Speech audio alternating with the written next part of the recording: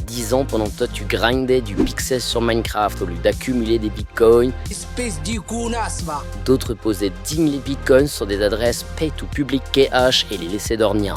Et puis le 4 juillet 2025, une de ces adresses, Original Gangster, s'est réveillée. 80 000 bitcoins déplacés au total vers des adresses Segwit modernes. 8,6 milliards de dollars, juste comme ça. Leur réveil après 14 ans d'inactivité a évidemment retourné les têtes dans la communauté car celui ou ceux derrière cette opération ont laissé des indices, des signaux planqués dans des hop returns, tout comme ceux de ton cerveau qui te rappellent que t'as toujours pas assez de bitcoin mon corki.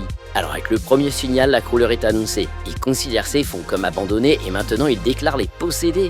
Le deuxième est un ultimatum. Soit tu prouves que c'est à toi, soit tu te tais pour toujours. Le troisième renvoie sur un site web pour encadrer l'opération juridiquement. Sorte de vernis légal sur un acte de récupération sauvage. Et puis enfin, le dernier. Ces chiffres sont maudits dans la pop culture et font référence à la série Lost. Comme pour dire, je contrôle tout, même le récit, sauf que pas du tout. Personne n'a niqué le game. Mais que moulin. Toutes les adresses de 2010 à 2011 ont reçu le même hop return.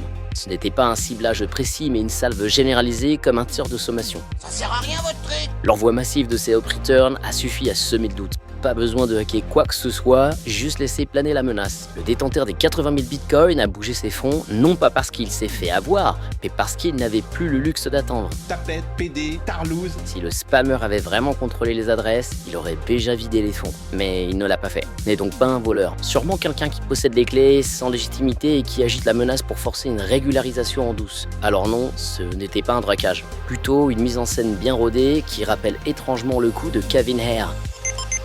Mais oui, rappelle-toi à l'époque, il avait tenté de faire reconnaître en justice la propriété des 80 000 bitcoins volés dans le hack de MTGOX stocké sur l'adresse dont le first bit était Infex.